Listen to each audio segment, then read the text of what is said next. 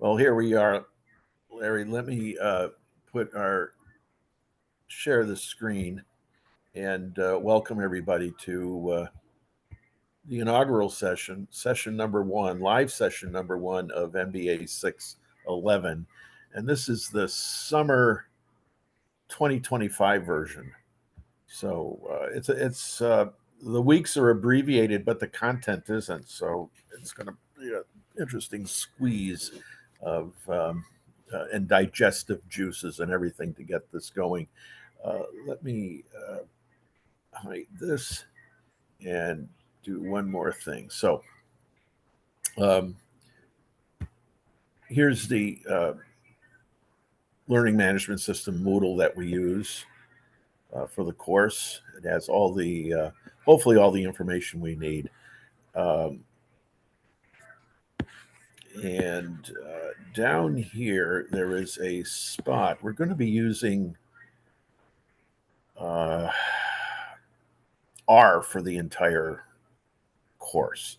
Now, theoretically, not so theoretically, actually, we can use Excel or Google Sheets or Open Sheets with some simulation added in with VBA or JavaScript. So it almost doesn't matter what you use, and I'll point that out here in a moment. Uh, but we have Larry here with us. There's only five of us altogether in the course, and we're all scattered all over the planet, working for a living and attempting to take a course. So kudos to everybody doing that. Actually, that's congratulations because uh, that that's a real push in our lives to do a course like this. And we have at Manhattan. If you're uh, enrolled in the course, you have credentials, of course. You have a Manhattan uh, email, and you will use that here. So this is the remotely virtual R Studio Lab, which I recently tested. It seems reasonably up to date with all of these packages and so on. But let's let's see if we can get into this.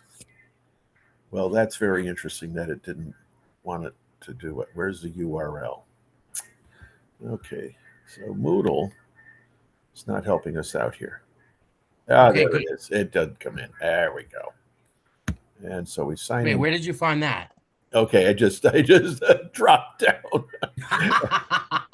and auth Manhattan EDU refused to connect. There we go. I jinxed myself. This is the problem. So okay, let's see if we can get this back. So it's actually a fairly easy thing to do. We go to new tab, put in HTTPS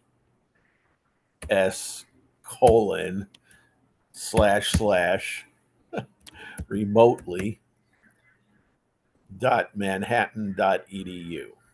Okay, that will get us there. I think there's some interface issue between the LMS and Manhattan University itself. So, I mean, who knows? Not going to worry about it. We're there now. So you can see the address. And remember, you need Manhattan credentials to get in here. Otherwise, let me know. Okay. Now, this was my last session. So what you do is you go to Virtual Lab 1, and it's called Guacamole. That's an Apache uh, interface system that is free and everybody can use it. And here we are. This is part of the guacamole scheme. And we type in your credential. Now, your credential is just your user ID Okay, and then a password. right. The password is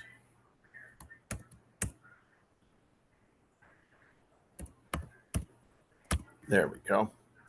And apparently mine's very hard to break. We've tried it.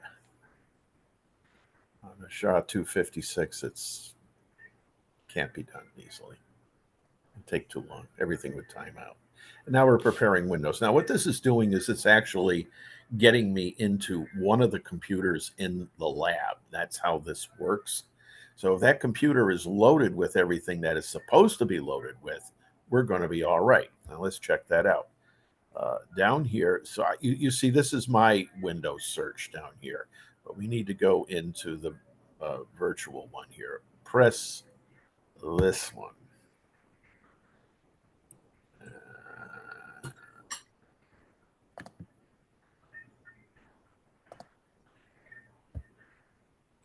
Okay, so for whatever reason, it's just not allowing me there. Okay.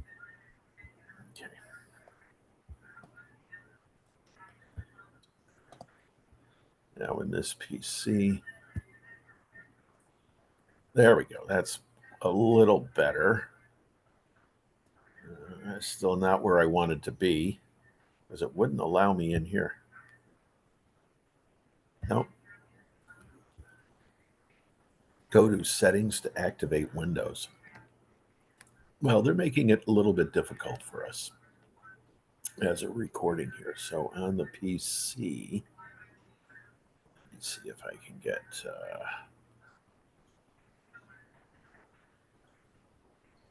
Let's see if I can do it this way again. In the search, I want RStudio. There we go. And that will get us there, we hope.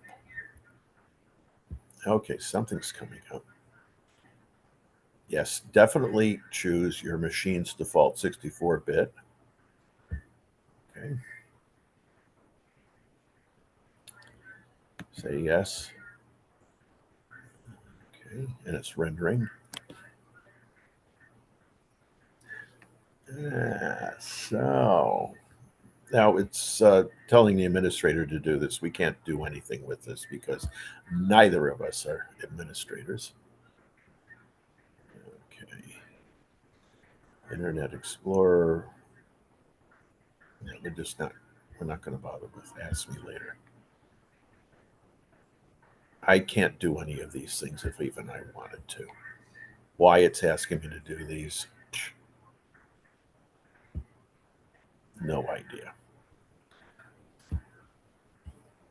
Okay, let's see if we can get back in here. Nope. One more time. That was surprising. That's the first I've seen of that. There we go. That's where we want to be. There we go. You want to, no crash reports today. No updates. And then it gets to this nonsense. Okay. All right. I don't know what to do about that. Let me see if I can do this one more time. And this is not boding well.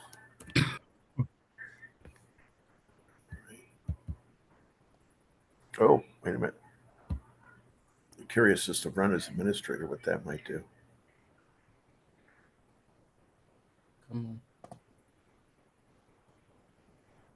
So now what's the difference between running RStudio on this remotely computer and then just running RStudio on my computer?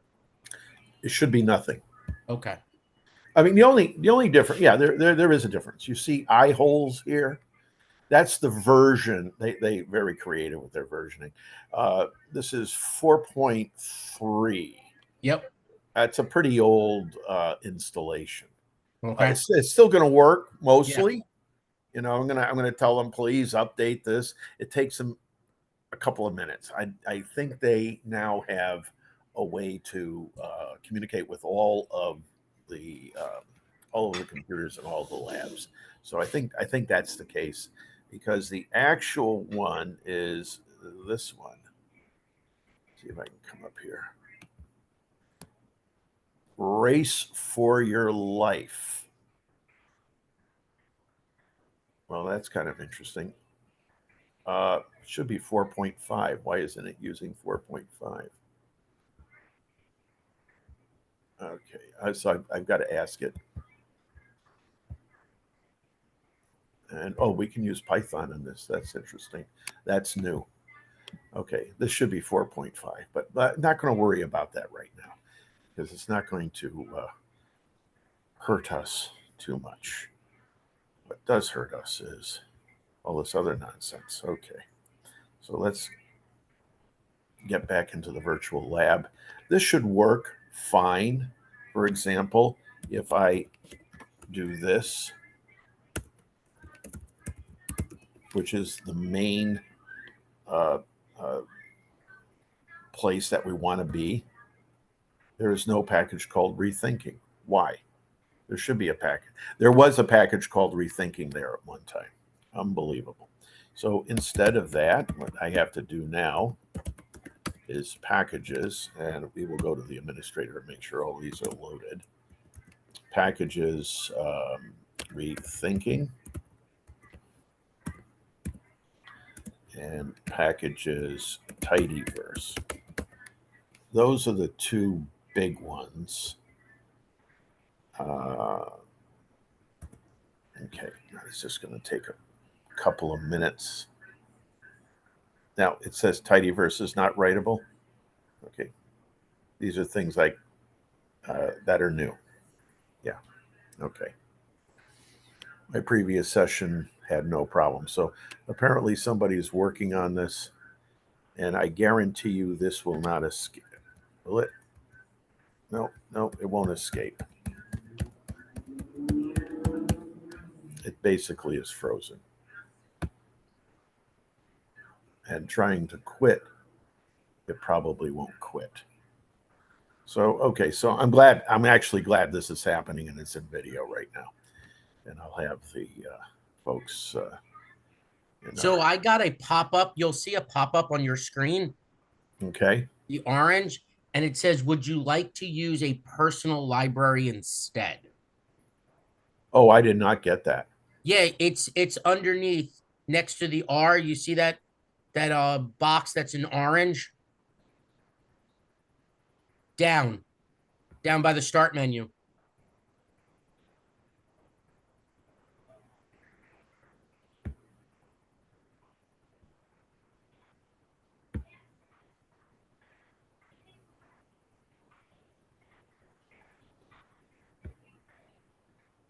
Okay, so I just did that. That's nice because it released the other things. Right. And let's see what comes up.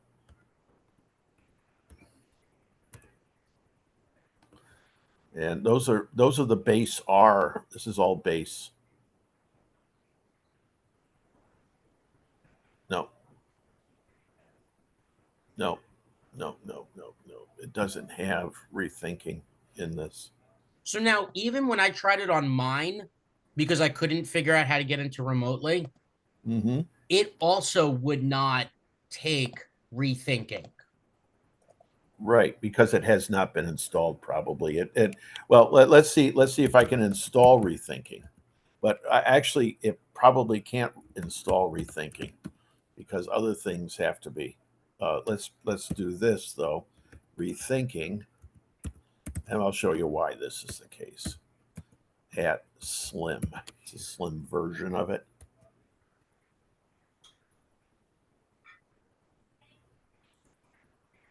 Oh, that's right. It's not available for this.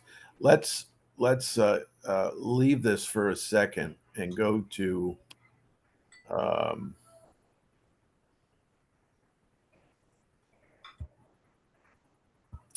Richard McElreath's. Always go to the source if you possibly can. His website, and he has here everything that we need currently, plus outstanding videos. He does a really good job with the videos, much better than I do. So you definitely look at his videos. The rethinking is on GitHub. It's not on the CRAN, which is the site. Here we go. There's a version of rethinking called Slim, which does not have a dependency on a very large uh, Markov chain Monte Carlo, which is MCMC. which is something that we'll use later. Right now, this is all we need to do. And you can see that there's a special way to get in there. We need these in order to work. Coda, MVT norm. That's I don't see that page. you don't see that page on No, my rethinking page shows up differently. on rethinking. Oh, wait a sec. Oh, you've scrolled down. Right. I just scrolled down. Right. I'm sorry. Oh, okay. Sorry. No, no, it's all happening too Yep, yep, fast. yep. Okay, so there we go. Okay. There we go. And we're gonna test this model, by the way. So or a version of it. Okay. And there's all sorts of installation that you need to do, which is not hard to do. It just takes a long time, and Sure. It's different for Macs as for Windows, and I do not have a Mac anymore. So Hamiltonian Monte Carlo, all of you. So what is slim versus, I guess, regular or Yeah, non-slim? yeah. The not slim doesn't do all of this that I'm scrolling through. It Okay. doesn't do Monte Carlo. That's what it doesn't do. Oh, okay. Yeah, I mean you can write some R code to do Monte Carlo, and our august chair of the business analytics department actually wrote his dissertation writing his own code in R for Monte Carlo. So I would always go to him. And then you have all this stuff. Okay, lots of stuff, lots of stuff, lots of stuff. But when we get way down here, there's supposedly I must have marched right through it. Sorry about that. There's a slim version of all this, which does what is called a quadratic approximation to, yeah, look at all the junk. There we go. Get rid of that. To all of the, there we go, quadratic approximation, uh, which is a wonderful feature. And a quadratic approximation works pretty well because what we're usually using is a what is called a convergent probability distribution, and that means everything tends to be attracted to some central location.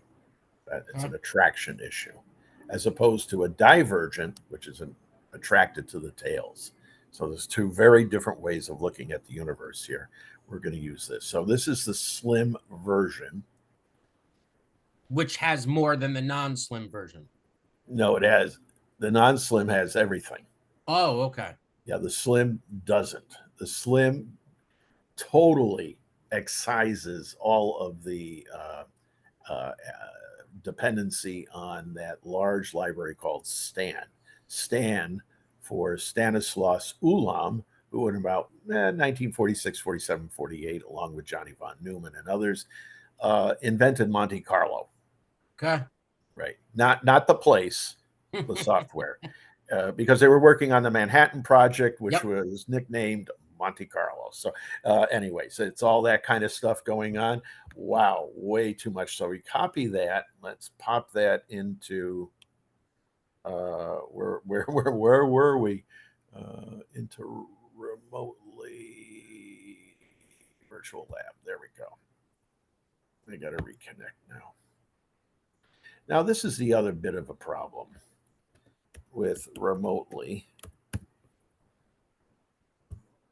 and it times out very quickly. Oh,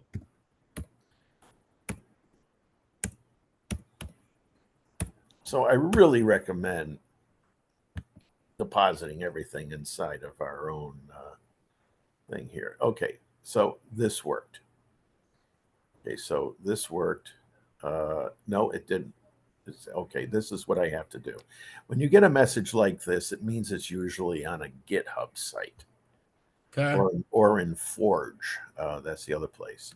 So I'm just going to do that. Dev tools or remotes is the other one. Allows you to easily install from other sources than the official R brand sites. And there we go. Let's see how this works. Oh boy, lots of stuff going on here. Okay. Lots and lots of stuff. All right. Talking about the personal library growing. There it goes. Oh my goodness. I'm not going to even try tidyverse here because it gave me a huge hiccup. There we go. Come on. You can do it. You can do it. Our markdown comes in. That's very good here because we use our markdown in the course. You see remotes. Remotes is passing by and a lot of other stuff. Now the lazy loading. Yes. Tiny tech is LaTeX, or some people say LaTeX. Leslie Laporte's uh, tech macros off of Don Knuth's um, uh, tech package, TEX. And that is a markup approach, which is probably inside of all typesettings somewhere in the universe right now. It's the thing that is used to produce books, basically, right now, papers and everything else. Okay.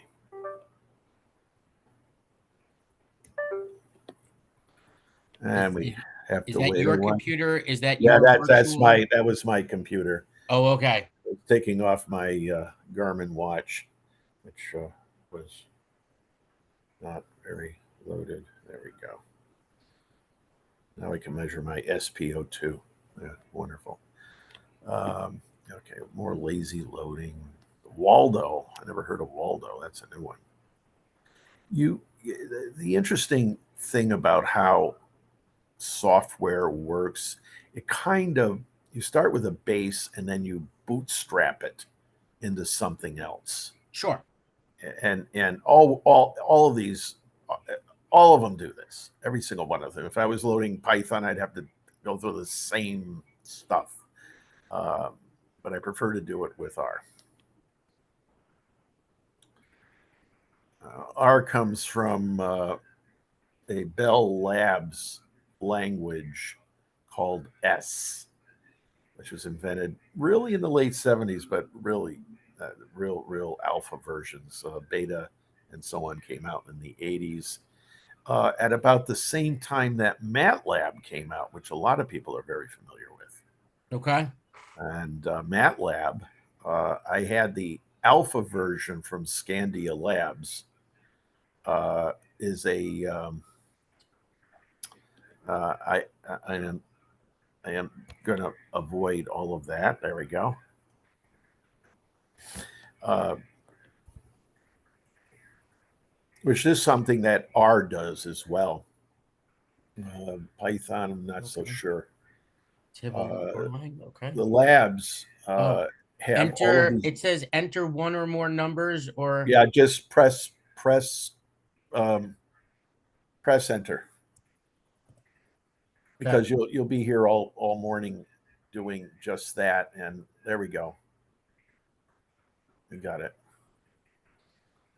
Now you see all this stuff on my screen that says no definition. That's the stuff that's been cut out. Gotcha. Okay, so we don't have to worry about that. Now, if we want to point this library to our workspace, this is a REPL type workspace, and it loads it. Boom. Now, what do we want to do? Let's try something. But really, what I want to do is Done make a new rethinking. file. Just do a script.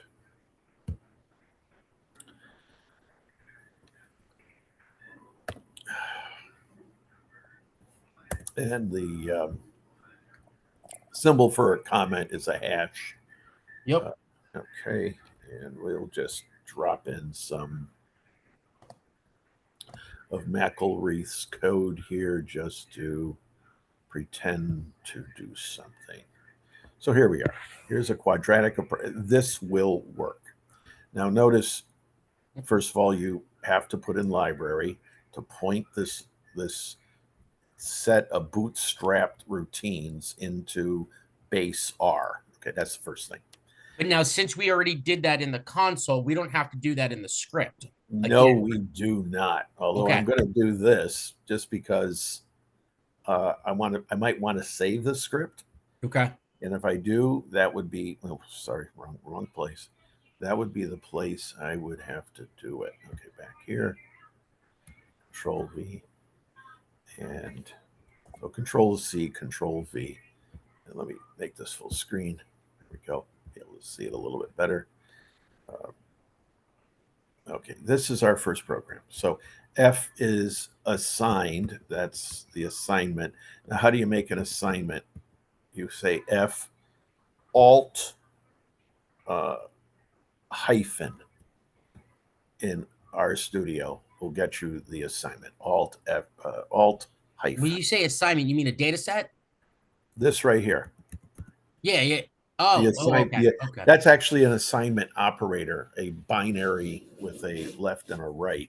Oh, okay. Yep. And the left is the name of the object that you're creating, Yep. and the right is what's in the object. And in this Okay. Yep. I object, follow you. yeah, that's okay, cool. I'm glad somebody does. Uh, uh, this is a special list called an A list.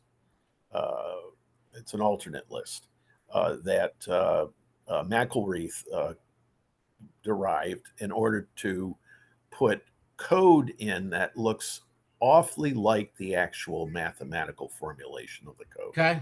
Okay, you have another binary operator here, this tilde, which on the left says sample y from a normal distribution Yep. Okay. with mean and standard deviation, mu and sigma.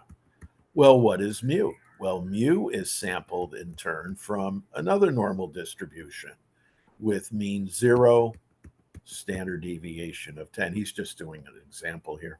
Right. And sigma, notice it's a list.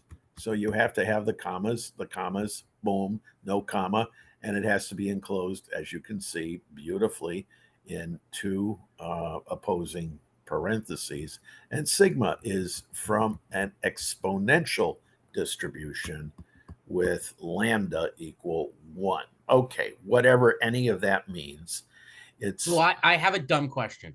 yes. Right. Again, right. I'm a nuke. Right. Nuclear operator in the Navy. Yep, Right. yep. I'm looking at this as order of operations. That's exactly what it is. Why would you not have started with mu and sigma and then done the y and the normal distribution of mu and sigma? And does it not matter? I never tested that. We're going to test that today. Okay. Uh, I believe uh, the code because I've been inside the code, and I've also made my own parser. I built a parser to do something that McElreath uh, did not allow us easily to do, which is to use like an asymmetric Laplacian distribution, something like that, and which is a very important one. It's a peak in one. Yes. It's useful for all sorts of cool things. Okay. Yeah. He just hasn't defined. He doesn't need it in his book. He doesn't define it. Okay, and he's not. He's not. You know, he's got other fish to fry. In Leipzig, by the way, he's in Leipzig. Uh, uh, Max Planck. There we go. One of the two equations of modern physics. E equals hf and E equals mc squared. And that's where he is, and that's how he thinks. So I think I thought that his order of execution was defined this way. You can define it any way you want, Okay. right? And that's how he defined it this way. Now he's doing it this way pedagogically too. He has a pedagogical order of execution. We're sampling the dependent variable here, Right. and it has a mean and a sigma. Oh, what is the mean and the sigma? That's a pedagogical Yeah. approach, Yeah. right? Yep. Yep. No, Yeah. I follow you. But right. I would agree with you that that's the case. We're going to run this and see what happens, Okay. and then uh, let's just try that. But look at that. So this is a list. You could have put this list right here without a problem. This A list right here where F is, Yep. and QUAP is quadratic approximation. Now, I don't know if you can use F1. No, you can't. There's no further anything. You got to look at the book. And QOP operates on this, and then the next thing in the list for QOP is data, and it's using two pieces of data, -1 and 1, as the data. That's it. All right. And it's running this regression, which is kind of like a regression. It's looking at the mean and standard deviation of between -1 and 1. All right. And the start list has a very simple mu equals 0 and sigma equals 1. Now, the start list is for an optimization routine. And I run through that in another session. How this what's under the hood. And I always do under the hood at least one level down because stuff happens and it doesn't work, right? So what do you do about it? Well, you have to know what's under the hood to do that. So that's my, in a sense, my order, my rule of engagement here. So fit will be the object created by QOP, and I think I could probably just run this.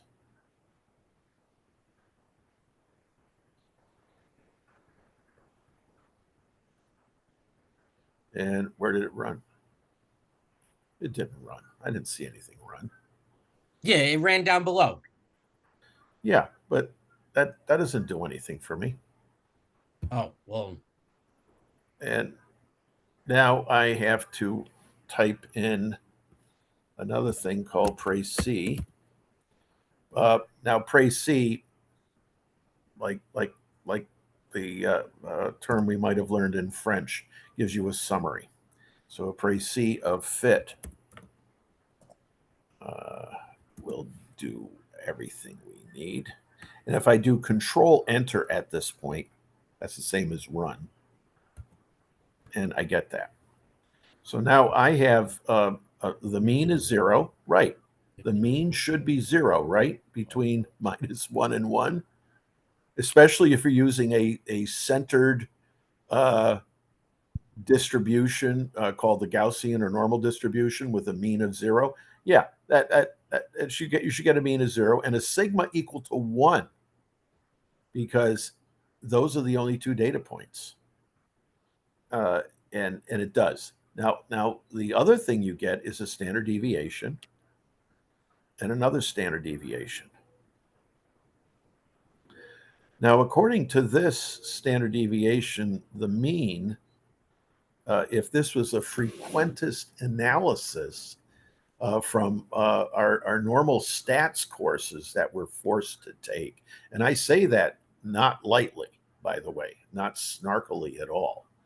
I really think we're using the wrong stats approach for inference, especially where human behavior is involved, and especially anything that acts quantum. Now, you're a nuclear operator. You did quantum, right? Yeah. Quantum physics. I mean, I've I been mean, doing, we touched on it, but yeah. but you know, it's superposition. Now, in human decision making, superposition happens all the time. We have two distinct decision alternatives. We go into a committee and then we combine those alternatives into a third. That's superposition, plain and simple. We do it all the time. And Right. human behavior will say the camp that loves do nothing and the camp that says innovate everything, they'll influence each other into the actual whatever happens when you write the check and commit the resources with that decision. That happens all the time. Now, if you're running uh, a well-defined operation, a process like a boiler, you don't do that. That's already all been worked out. You Right. don't dare do that unless you're in emergency mode and you're in the tails of your reliability distribution and you're going like, I got to fix this and fix it fast or we blow up. That's a totally different situation. But anything where decision making begins to have the influence of what is otherwise mathematically two separate things, that's the classical way of thinking. No, we have to use quantum way of thinking here. Planck was right. Everything is quantized. And Einstein picked up on that. And I believe that, and I don't. I also believe God doesn't roll dice. However, the dice rolling is very helpful with very large or very small numbers. Really helpful. So, so that's what we're using here in this whole thing. QUAP is a system that does a solution to this problem of a likelihood and then simulates it with all the rest of this stuff. So, anyways, this is where we get the simulation actually produces a 5.5% and a 94 point. So, uh, Herr Dr. McElreath in Leipzig is using an 89%, what we'll call not a confidence interval, we'll call it a credibility interval, which means there's a lower 5.5 and an upper 94 and a half. Right. Why?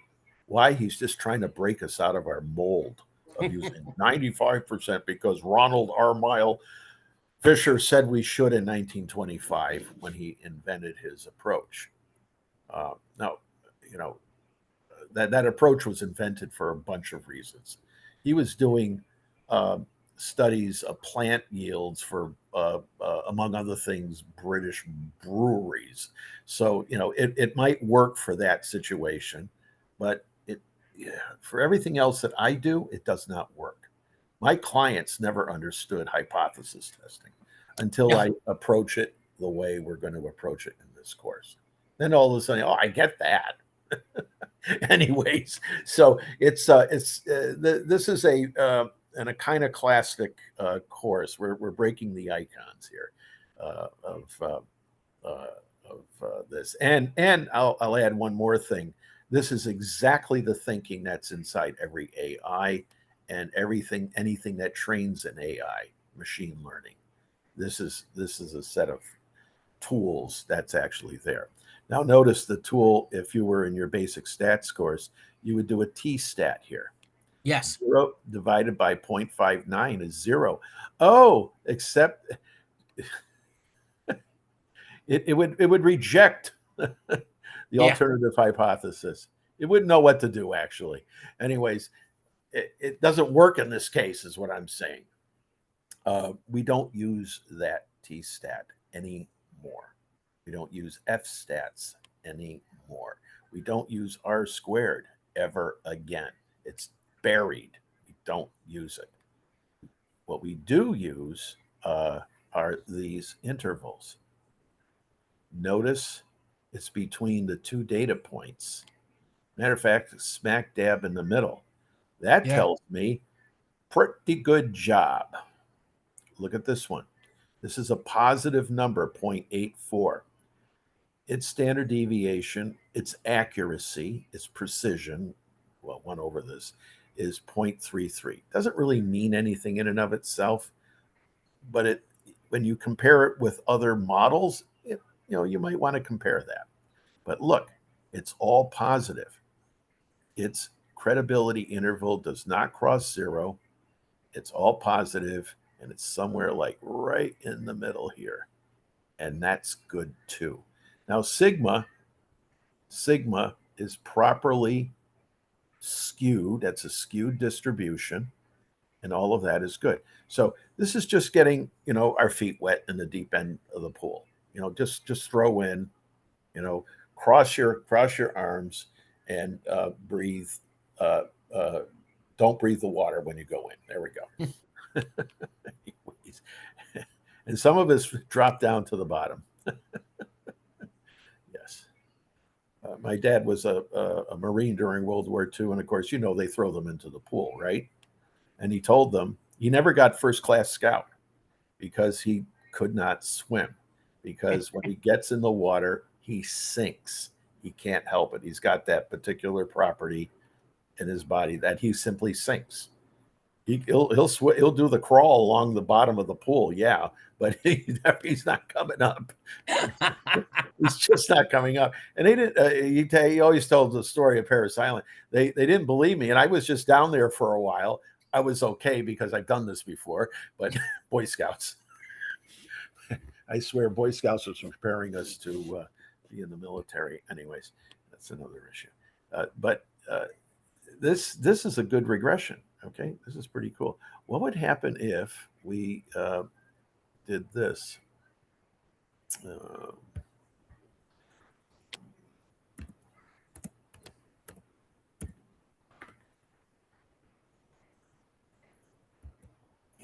put a 0 in there.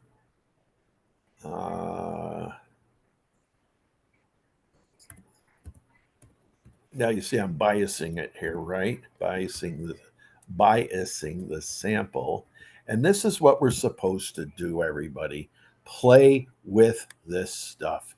I'll put a 2 here. Okay. Now, the start list is mu equals 0. And you see it didn't move from that.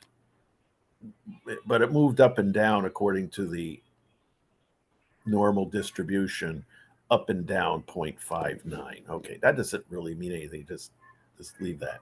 So I'm going to rerun this.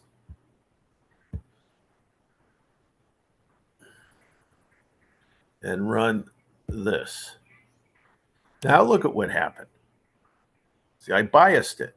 But the intuition should have told you it should have been biased up, right? I put a 2 up here versus a -1. Or look at that. It's biased upwards. And it's also biased upwards by this data point. Okay, so I should see a bias. And that is one of the most important assumptions of probabilistic analysis. If this thing violates your understanding of your basic eyeballing of the data, you might have done something wrong. So we are looking at that now. Now watch it. This does cross 0. Does this make this a bad regression? No, it does not. Notice it's mostly up here. It allows, people will say, well, it crosses 0 into the negative. This is not a good regret. No, that's not true, because we also take an information approach to everything. Information approach. And the information approach says sometimes it goes negative. See, sometimes it goes negative. Boom. Sometimes, meaning probability, goes negative. It's this is the famous testimony by Richard Feynman, physicist, quantum physicist. At the hearings regarding what happened with the Challenger shuttle, the O-ring, where he showed, here's the O-ring, and then lowered the temperature of the O-ring below its threshold, and of course it cracks. It says sometimes the information is not even looked for, and this is the story here. Sometimes it's going to be negative. Yeah, not often, but you got to prepare for that. That's the decision making, risk management, behavioral thought here that needs to be included. So that's always the third of 3 assumptions in probabilistic analysis. Common sense. Right? Common sense. Don't eliminate stuff like this, like the negative. The O-ring might crack, and you know what happened next. The other one, yep, all positive. Yeah. Sigma should always be positive. The reason is that sigma in our model and in our mind is a measurement that is always positive, never negative.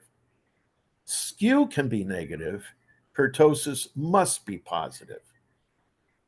The odd moments in a distribution, odd. They're all odd. No, moment number 1, odd number, is the mean. Moment number 2 is sigma, even number, always positive. The odd moments can be positive or negative by design of that parameter. So just a little bit of thinking along this line. So this is fun. I'm just wondering what, I don't know what this does. It might do something. I've forgotten. There we go. You get a plot of the fit. Very nice, simple plot. This is all. This is all you need to have to show the uh, uh, congressional committee when you go and testify. But look, over here. Now, if I had multiple sigmas from, let's say, this model is testing multiple populations like male and female and treatment on, treatment off in a study or something like that. Age groups. What is it? Age groups. Age groups. Perfect. Exactly. Uh, and I see that their sigmas are overlapping. That tells me something about their sharing risk across the sigmas. Risk is usually measured by this variable. Trend is usually measured by this variable. Huh. Okay, so that's another thing. And taking account of correlation will be one of the last topics we will study in this course. How these variables might be correlated with one another. It's something that I contend with in for those of you who are not at Manhattan. We also teach a decision making with spreadsheets course, which also uses this Bayesian technique, but where we correlate the parameters of a regression. It's a very common thing. You never see that in stat scores, unfortunately, but it's nature actually seems to favor that idea that things are not binary, they're actually bimodal. Nature. I did not invent nature. I was not there when the creator created the universe, but that's what I observe all the time. Things are multimodal, not multinary or polynary or binary or ternary or anything. They cross the line a lot. And that's what here Dr. Max Planck found for all of you quantum folks and nuclear operators. He found that nature is quantized, but the quanta flow into one another ever so slightly at various frequencies. Planck's constant times frequency gives you energy, and then the other equation, of course, is E equals mc squared. Another time. We're all just a bunch of frequencies. Yes, we are. Kind of interesting. And so is decision making. That's my point here. So we just had a little session here, which I dearly enjoyed. What I wanted to do was just to have it on this. Uh, there's something called the R project. That's where we get R, and we can download it. And when you download it, you see a screen like this. And it's now the great square root. Now, I'm not very happy that it didn't come up. But the great square root is what I now have as well on my machine. I did it this morning, and it comes in automatically. Now, if you already have R, you shouldn't do it that way. If you already have R in your machine, what you should do is I'm going to show you my regular screen here, perhaps.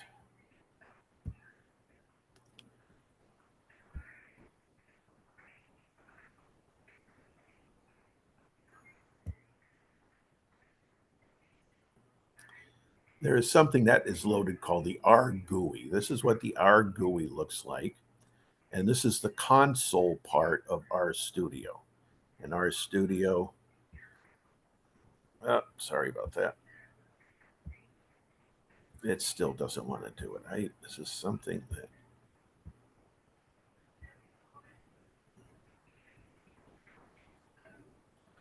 this is a quirk, it's just nuts. Sorry. You can see it up here in the right hand corner. Now you can rearrange the panes by going up and playing with tools and rearrange things. This is the way I like to look at things. All right, so we're here, and What you need to do in this case, if you already have R, is install dot packages, a very cool package called install R, and it asks you where to get it. Yeah, okay. Oh, Leipzig's there. Okay, and it's there. And then you use another one called update R. Okay, I'm not going to do this because it'll take a while and a bunch of things are asked and so on. But uh, you do this, and it will ask you the question: you want to use your old libraries? And you say yes, you do. You don't want to have to do this all over again. Okay, so that's where I'm at with that. So you can play with this. Let me get rid of this. No. And the other thing to play with is our studio download. It's called posit.co. It's a uh, benefits company, which means it's a not for profit, a PBC, Public Benefit Corporation. And if you go download here, yeah, don't, just leave all of that alone, except all, yes, of course. Um, Install for Windows in my particular case. Okay, and it's very simple to do, uh, and you can do that. Okay. Um, I don't think I have the latest version myself. Now, one last thing here with, there we go, that works. When you do put up our studio, and Larry, did you ever try these tutorials? I have not. They're amazing. Now, there's something called the learner package, which I have used. It, Okay. it's it's all written in JavaScript. It's a interactive package. Uh, you'll see what it does, but it allows you to ask questions and then give you an example, and then ask you to try to code it inside the screens, Oh and wow. answers. It's very powerful, and it's the way to learn stuff. And I have a bunch of Shiny, and it's all done in Shiny, which is the web operation. And I'll distribute that uh, probably next week or this week in on the wall. Uh, but click here to install. See, it's working up here. Beautiful. You come right on in. Yes, you are welcome. And now that that's in, I can do, for example, start a tutorial. And there's a package defendant. So this is the New York City flights from the FAA in and out of New York. It's a big database, and it asks me, do I want that? Yes, I do. And it's loading the tutorial. And let's look at it a little bit more closely. It's processing a file. And it's going through all sorts of things. And it says Shiny. Okay, it's listening. It's an interactive thing. And this is what Learner does for you. Here's the welcome. Okay. Oh, go back to welcome. This is what I was looking for. Everything comes from this free Riley publication. There it is. Oh my God, it's a free book. You get a free book out of this. All right. If you follow this and just follow along, you will know everything you need to know about practical R, very practical R. Okay, that's a uh, that's a promise. Okay, I think that's a value proposition that you will like. There's a second edition. This is where you go. Of course, this is the new one. And who Mina? Oh, Mina's been involved. So Mina, interesting person out of Johns Hopkins, has written an open stats book with a bunch of people. But again, it's the old stats. Excellent. Everybody uses the old stats. Got to be so careful with it. Um, I just, it's such, a paradigm shift is tough. The irony is we're using stuff that was invented by Gauss and by Bayes and by De Moivre, and these are all headliners in building probabilistic anything, um, as well as Jeffries later on, who's also in quantum, and Feynman. Richard Feynman definitely was a Bayesian in his thinking and everything. And Richard Feynman, basically moved quantum computing along. So kind of trust all of that, and so use that. But this again, look at how to use logic. What is a regular expression? So you'll also learn some computer science inside of this, and you learn database database using all of the nouns. You got to use the tidyverse. There we go. All of the nouns. So if you learn what keys are, very practically. Okay, Tibbles is the data frame approach that they use. It's got a few more useful tags on it over a data frame, either a Python style or base R style Python frame. Relationships. This is a entity relationship diagram, which is pretty helpful. And primary keys, how to do that. And it uses this thing called a piping.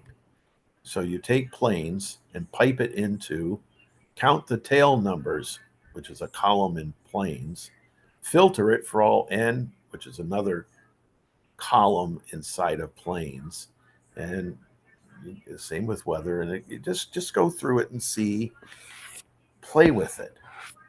Now you got to have time to do that, of course. Uninterrupted time as an adult in a household around the job is very difficult. Yes, all true. Inputs from spreadsheets shows you how to do that. Databases, if you know SQL or DB1. Hierarchical data, rectangling. Oh, this is very good. Using arrow. This is really interesting. Uh, New stuff. Okay, using again a new technique, and this arrow is actually inside a lot of visual databases where you just click on something and visualize all the pieces of it, and then click on something else, which is Is where we're the going. arrow here? Like I'm looking at Seattle underscore CSV, Yep, down a little bit further. yep.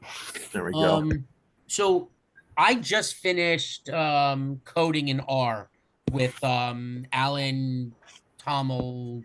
Tomiyaga, yeah. Yes. And I used parentheses, not parentheses, percent arrow percent to essentially do this whole query Seattle PG. Right. So what's the difference between those two nomenclature, so to speak? Oh. I mean, you're. This is now in. This is the piece you're probably talking about. Yes, that's the piece I'm talking about. Yes. Yeah, that's the piping operator. It's a binary operator. On the left is the input. On the right is what you Everything else. do with it. Right, right. And it keeps piping down until you get to everything, and all of that. The final piece is query, but the uh, what Percent arrow percent. yep, it's been replaced by this. Oh, okay. This is now in base R. Finally, finally, finally. Otherwise, there was another package called McGritter that was inside a tidyverse, which does the percent caret right angle percent, which is how you can define something. Yeah, we don't have to use that anymore. We just Oh, use this vinculum, the vertical bar, and the okay. right angle. Yeah, yeah. Very cool. Very good. Good point. There's the arrow stuff's interesting. I've been playing with it. I'm not seeing the tremendous utility of it yet, but I'm sure I will have a situation where I'm going to need it. You can communicate here. They're instead of they're using something called Quarto, which they're getting. Okay, this is what Quarto looks like. Now, see, I use R Markdown, which is the predecessor to this, and so instead of a QMD file, it's an RMD file. I use that. So I don't know if I'm going to be changing my entire life. I've got gigs of RMD files, so I make books with RMD files. I don't know if I'm going to go Quarto. I might when I'm 80. I'll do that. I'm just there we go. Now and there's a notebook interface. Good. Okay. Now the reason why a lot of people have asked me why don't you use Python? I says, well, I do use Python, but I find Python and R to be opposite, not opposite, opposite. They're alongside each other. They each one does something a lot better than the other. Period. End of story. But what does R do for me that Python, I have to reinvent the wheel practically everything. All right. All the stuff I need out of R have packages. And I can also go from data collection and storage straight through to writing a book with R. You can do that kind of sort of with Python, but only in a notebook style using Jupyter. Uh, the Jupyter format allows you to do a lot of that. But Jupyter, and you can make a book with Jupyter now, but it doesn't look so great. I'm just not there. Uh, and I'm also an early adopter of tech and LaTeX, or as some people say, LaTeX. I say La because it's Leslie Laporte, and that's what we used to say, LaTeX, which makes books. And that code is very interesting, but mind blowing. So you always have interfaces with it, and one of them is called Markdown, which we use in computing all the time. And I don't use Word hardly at all. Drives me nuts, anyways, because I'm used to thinking this way, this kind of way. Now you see characters like this. This is the front end. This is how you write some R code inside of some English or whatever language you're using. So use this tick. The tick is actually right next to the one on the IEEE um, compliant uh, interface called a typewriter here. So, anyways, you got all this stuff, web scraping. This is your favorite, isn't it? We had some back and forth with Arvest. Did you even know this existed? No, What I'm looking at right now. What do you no. think? Where do you think I went ultimately? I, All of this is online. So I don't know how to do almost anything. So if I do, I'll forget about it. So I'll never use it again. So I just go to Google the best user interface and guide I know, and user computer community as well. If somebody else has had the problem and they've solved it, and I'll use their solution if I can make it work. And here's an example. Elements, it's all here. It's pretty good. It's pretty good. I'm sorry I didn't point you to this. no, it's fine. I mean, actually, my feedback to Alan is now going to be like that in the first session, like in his, you know, uh, on the Moodle, like on the front page, it should say like, "Hey, click on the tutorials, like open up the books, Yeah, like this is the course in my mind. yeah, Yeah, he he wanted to teach the course, and I thought that was cool. But this is, I would teach this personally, Right. and he teaches a version. We all teach Oh, versions. of course, Yeah, without right, a doubt. right. And to me, this has got everything, the whole game, right? This has got everything I need to talk with people intelligently about what we do. We import stuff, we tidy it up because remember, some of these people come from New Zealand and Canada, and they like the word tidy a lot. So they have the tidy verse. I always find that's cute. We use tidy for other things here. And then we do this all the time. We transform, visualize, model, and actually kind of like goes around like this, and then communicate with the consumers of our analysis. This is just very simple. No kidding. This is what a data collection officer does in an intelligence agency. Exact same thing. Tidy is a better word than uh, you left Anything that the data out. military uses, Huh? What? then any word the military uses, What word? tidy. Yeah, I don't know if they use it. No, I, they I, don't. I think DIA does not use it. No. Diesel Institute of America. They don't use it. And they've had some really good analysis lately. And the other alphabetical agencies there. But anybody who uses R in those agencies knows exactly what we're doing here. If you're in a Canadian agency or a New Zealand agency or an Australian one, tidy. Yes, tidy. They're all trained in the same place, somewhere in the middle of the geographical center of Australia. So there we go. All my friends in Indonesia, Philippines, they all use tidy because they're more, Oxford English as opposed to American English, except for the Beatles. Oh no, and especially the Beatles. There we go. The blues. All right. So enough of that. I wanted to show you that. I thought that was important. And we did that. We did McElreath. That was a big one. And the only other thing is this. This is my now current. Look at me. Looks like I'm going to sleep on the job there. My now current Bayesian data analytics from last fall.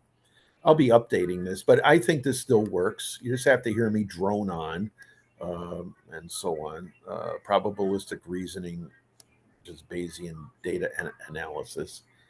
Um, Several videos, 20 videos here, give you an idea of what's going on. And I try to be as much hands on as possible, solving problems as we go through. As One question I have for you, Sure. right? So, and listening to the videos, like you talked about, make sure you get together in groups. There's four of us. Yeah, all four of you should be a group. I mean, Okay. All right. you So got Nicholas, Peter, yourself, and who's the fourth? Oh, I'm sorry. I can't remember your name. I'm supposed to know everybody's names, of course, but that'll be by next. That'll be in the back of your head. Yeah, we're humping the ruck here up the mountain together. So we will. We're this is Wesley, a five. What is it? Who is it? Wesley, Oh, Leslie. So Wesley. oh, Wesley. No, I've never met Wesley. I don't think I know Wesley. Leslie probably will say, "Well, you taught me like 5 years ago." I says, "I'm so sorry." Yeah. The only guy I remember over and over again is this guy by the name of Larry. So that tends to work. In 12 months, you've had me three times. That's right. How is that? It's an interesting. You follow me around, right? I'm. Uh, yeah, my next gig is going to be at Fordham, so that's coming up. Oh, Yeah, I got my Fordham hats and everything. Yeah, I'm all set. Gonna go back to my roots in the economics department and teach basic stats and Principles of Economics. So I'm very happy You about that. on campus or are you still remote? On campus, yes. The big question was, you've been doing online. Is that okay to come back on person? Yes, please, please, please structure my time for me. So it's good. It's all very good. You still going to do this for Manhattan or are you done Well, at if they keep me, yeah, if they Okay. keep me, yeah, it'll be good. There's no guarantees here. Everything's at will at Manhattan. I mean, Uh, honestly, everything's at will everywhere.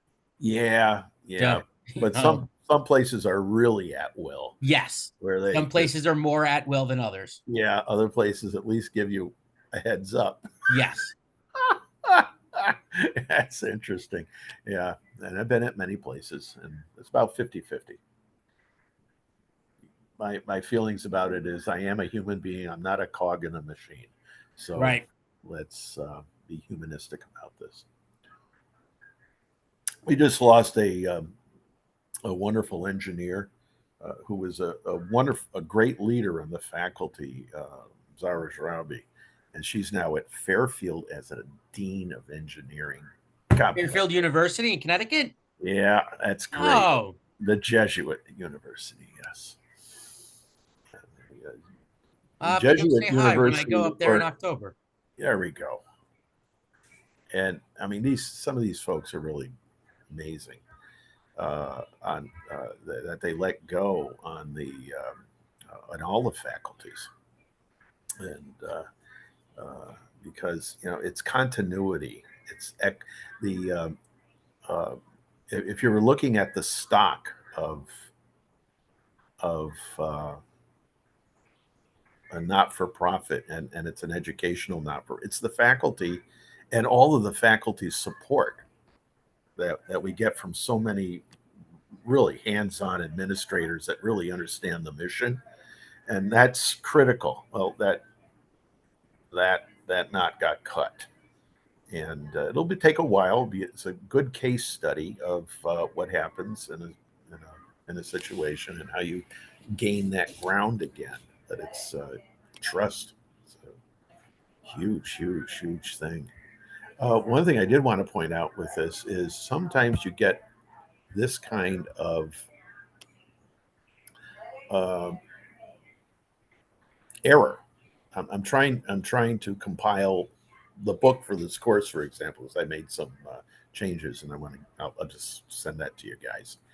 But I got this now. X Fund, it's already loaded, but I need a version of this, and I don't even know what X Fund. I don't even care what X Fund does. I just care that it works. All right, and so 2 million results. Well, here's the top one, and it's in Stack Overflow. Okay, so here's the steps to resolve it. I'm going to go ahead and try this, and just simply update the function. Okay, I bet it won't work, but because I've tried this before, so I'm just as, this is how we shoot trouble and resolve it. We we let the community, and there's a lot of very smart comp sci people out there in the community who built this stuff, kind of thing. So they have a lot more experience with it. They've also there we go. You can see it's been a problem. Now Yahui, who's at Posit, or our studio, built this function, and he takes care of us. The people who build their functions, they 99 times out of 100 are there to answer the critical question: what do we do next when it doesn't work at all? And they'll patch it, fix it, run this, beautiful, go. So that's the only other big thing perhaps to get out of this session is I'm using Bing as well. My Chrome is my go-to, but I've been hacked so many times on Chrome with the McAfee virus, uh, or McAfee, as some have called it. This is a virus that repeats a message. It's inside of Chrome, and it will tell you to you're infected, you're invaded. You got to press this in order to, and they want money, obviously, whoever they are. So I'm using Bing these days, and Bing has Copilot now. So you put a thing in your Copilot will give you, and and for this course, let me make a statement. Professionally, the world is using AI to write good code.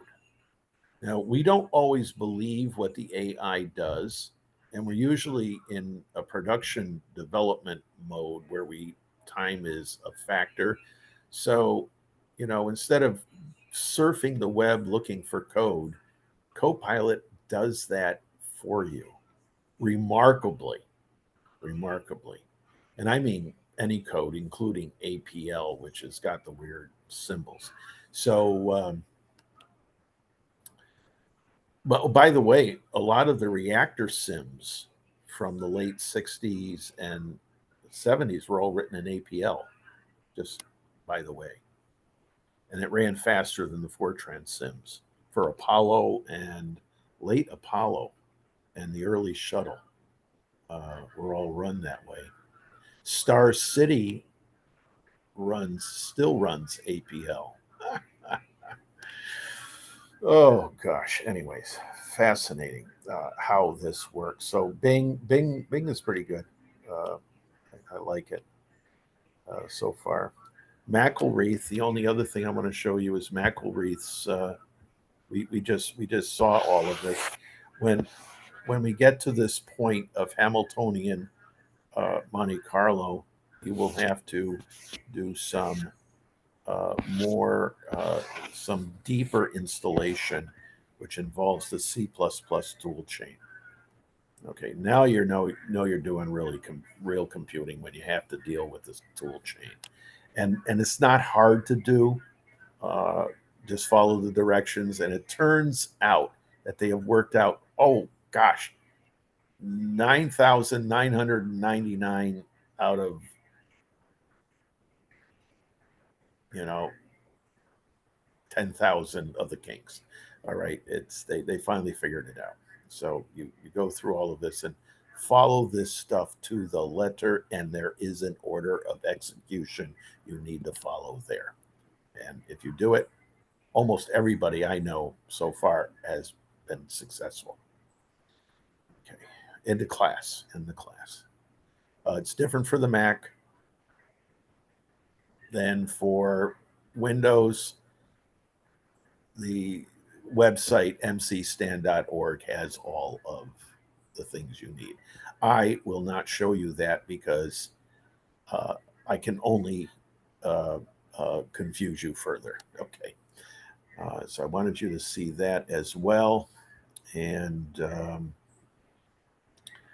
don't think there's much else on McElreath. You do McElreath, and this is Copilot telling me about it. Okay. And you got McElreath. The one I'm looking for is his EXL lab. I don't know what that stands for. And this is what I do for a living. This is what I do for a living as well. So I tell anyone who will listen that if we are very careful and try very hard, we might not completely mislead ourselves. Now, this is ourselves. So we are our own problem. The bias of false attribution. Oh, it's somebody else's problem. Oh, they screwed up. No, no, it's on me. All right. I'm either foolish and therefore ignorant, lazy and therefore, inattentive. It's on me. Right. I put a lot of trust in a lot of people, of course. Obviously, we all do. But initially it's on me, so or on you, and we are our own problems. So, anyways, other researchers are doing all sorts of cool things, but I'm doing this, and I'm with him on this. He could be quoting me from 40 years ago here. This is what we do. I water deserts. I do not cut down jungles. That's what I do. And his book, he has the PDF here, but I think you already have a version of it, right? I sent it to you, right? Right. Yeah, he said it was okay. Okay, don't worry about that. And this is outstanding. All his slides are all here. All the PDFs of all his slides. This one here is going to be right cool. This one, sharing, really good. I have a piece on this as well. Coster and Lecky. To me, this is the primary way. He likes to draw. I am a painter and a classically trained drawer as well, and I like how he does that. We always start with simple shapes and then build into them, and that's scientific method as well. Think simple and complicate only enough to answer your questions. And we're going to be doing this causality piece, two households, and then the relationship is, which is, so the relationship requires two households, not the other way around. That's an important note. Very Goethe as opposed to Francis Bacon, Johann Goethe. And what this is where we're going at the end of the course, to be able to understand these networks, because as far as I'm concerned, behaviorally, in decision making, this is what it is truly all about. It's about interaction of individuals and communities, individual communities and a larger group, and so on and so forth. That's what markets are. That's what decision making is. That's what management is. Whether you're like me, a janitor in a closet with my tools, working with other janitors and with my clients on the floor. It doesn't matter. It's all that's what's going on. So this is where we're going to get. This is going to be our final piece um, in the course, dyads, and I've written about this philosophically and practically. I think this is a good place to end up um, and sharing. Very, very interesting. Actual data. Actual data. Imagine that. Okay. A lot of other cool things we could be doing, but I want to end up on social networks, so you can read ahead if you want. Uh, and McElreath's. This is his thing here. And he has a lot of other cool things as well. Only 36 repositories. Now, he has another point of view here about what we do in data analytics. He's really saying we really are software engineers. Well, so does Herr Dr. Musa Jafar and myself. We've been saying this all along. We really promote a software development lifecycle in SDLC. And that's an engineering idea. Okay, that's a systems idea. We're really systems engineers, and we're developing our way to analyze and communicate our analysis within that context. So you might think about that a little bit as well. That's also called the rational design. From way back, IBM system journals would have that. So I look at that. This guy is, as you can see, is very much. That's it. Yeah, text project, slow moving text project. He's an evolutionary anthropologist. And I also feature that I'm an economist. I'm really an evolutionary anthropologist who looks at my field work is is boardrooms and construction sites and power plants. That's where my field work gets done. But I use a lot of techniques in economics borrowed from this discipline, and I found it very, very helpful, especially from the realm of management as managing human behaviors to get a job done. So that's my soapbox, right? And let's see if we can go all the way back. I just want to show one more thing. And let all of you go on to your weekends. There we go. Uh, there's a lot of other ways of doing this. Uh, the R you already have the R code file for the book. I also gave you the other file, which will help you with solutions. I just want to do one of those solutions. All right. I just want to walk through it. One of them at the end here. And I think that's in Moodle. Here we go.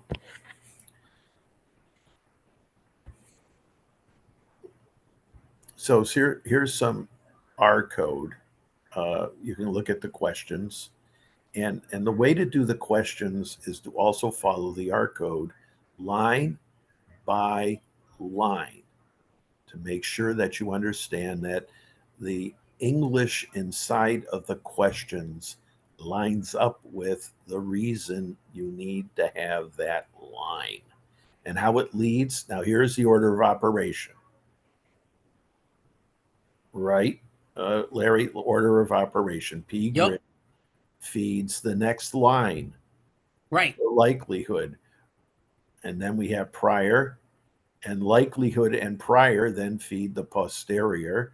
Posterior is repointed to get a standardization so that the posterior looks like a probability. Now, what is a probability? All probabilities are between 0 and 1, and the sum of the probabilities always equals 1. If you have the probabilities of every possible event, and the events we're talking about aren't data events, they're the events of what is the mean, what is the standard deviation. Those are the event, that's the real event space we're measuring in estimation. That's what we're doing.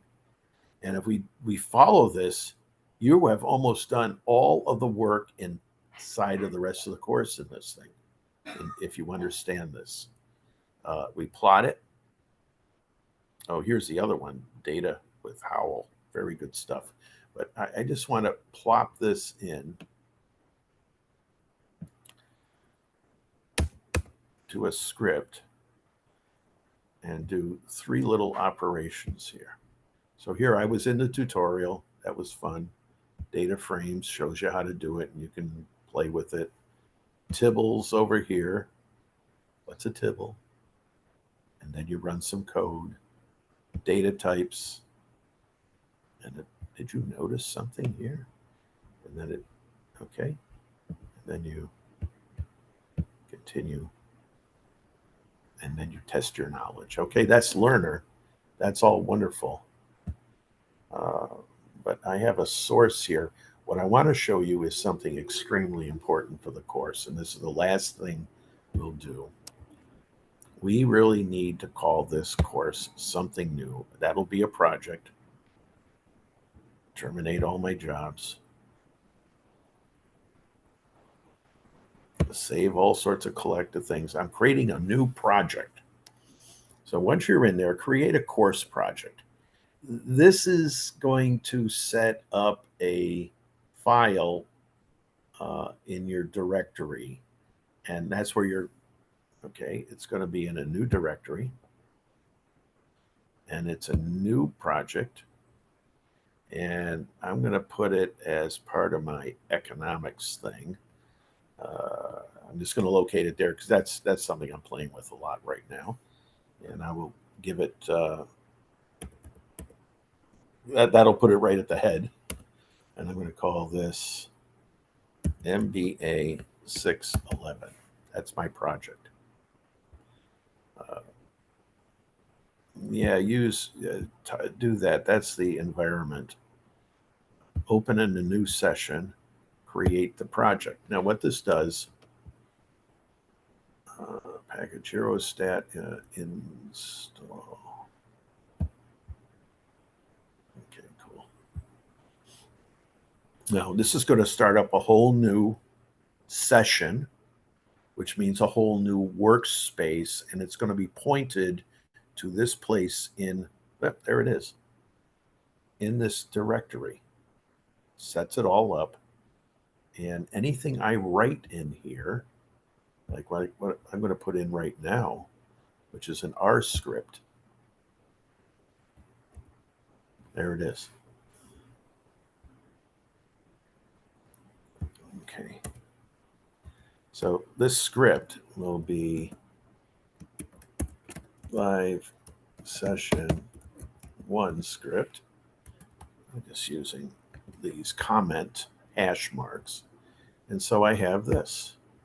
What is, well, I can do Control Enter or click on Run. And over here, I just want to put down P grid. So these are all of the ways in which the parameter proportion of something, I'm doing binomial here, proportion of seeing water instead of land in this example that you'll read about can occur. That's a grid. It's the first thing you do. You make a grid. This is the first method of 3 methods we will be using. QUAP is the second, quadratic approximation, and Markov chain Monte Carlo. It runs multiple Monte Carlos to get a good idea of what it all does the same thing. So instead of a deterministic grid, it does a sampling from 0 to 1. Okay. So that's what that is. And now we have the likelihood of 3 waters in 3 tosses. This is how we do this. Likelihood is done with a binomial model. Let's look at what a likelihood looks like. There we go. All these small numbers. Plot likelihood.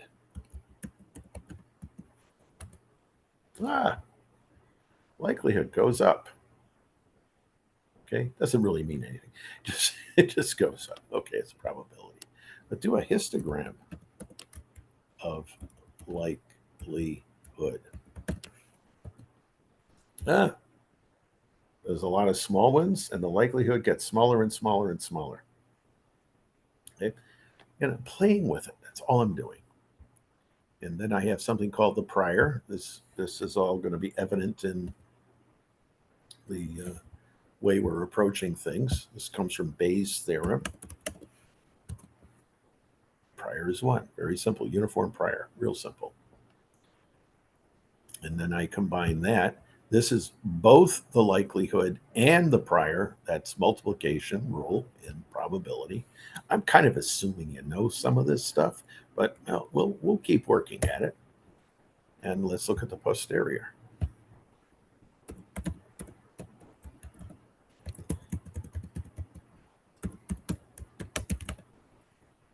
Yeah, there we go. It's easier just to type it in like that. Very good. And that's a lot of small numbers. By the way, sum up all of these numbers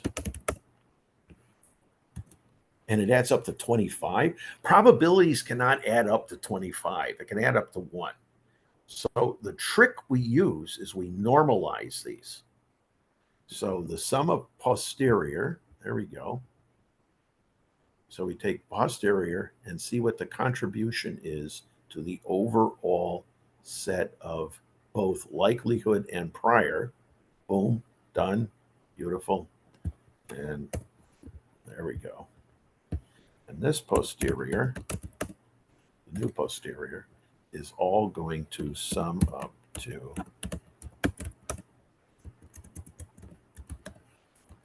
1. Must. So you see, I keep playing like this because, anyways, here's a plot of posterior. Posterior relative, that the tilde here means relative to the grid. Conditional on the grid. That's another way of thinking about it. There we go. The posterior relative to the grid. Okay. In this particular example. Okay. So there is no maximum. Kind of interesting. And if I change my, so this is what happens when you get 3x3, 2 tosses up here in 5 tries, and just redo this. I get some shape. This is how we learn probability. Okay, play with it. So go through his antics, and he's very conversational. And it's, in my mind, it's the best stats book in the business at the moment. This basically says 0.4 is the proportion that gives us the most likely, given the most skeptical prior we can have, very skeptical. Everything's the same. I don't believe anything. It's all the same to me. It's what the prior is saying in English. And we get this lovely curve here. And we can do intervals and all sorts of other cool things with this, should we ever want to do that. Anyways, play, read, follow along, play. Note down what you don't know. Talk to your buddies. Talk to me. I'm not your buddy. I'm your teacher. Yeah. No, we're all collaborating in this, and we will get this job done well. So I'm going to save this, Control S, in my working directory, and I'm going to call this Live 1. Just give it a name, and now it's there. And if I look at files, there it is, Live 1. We can now say that we have done some work. Complete job. Okay, that's all I've got. Larry, thanks for popping in the questions on behalf of the various crews here. Let's come back. And I'm going to say this is a great place to stop. Yeah. Yeah. Have some lunch, do some chores, right? Exactly. Yeah.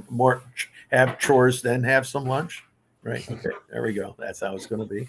Good stuff. I'm going to stop the share and say thanks very much, everybody, for your kind attention. Larry, thanks for the questions and getting us pointed in the right direction.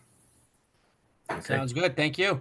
All right, you guys take care, and see you on the next round. Anybody needs anything, holler. But if you want to holler at me, use my text and tell me who you are. Larry, I already know who you are. Yeah. Okay. Good stuff. Take care, and thanks a lot. Thanks, Bill. Take care.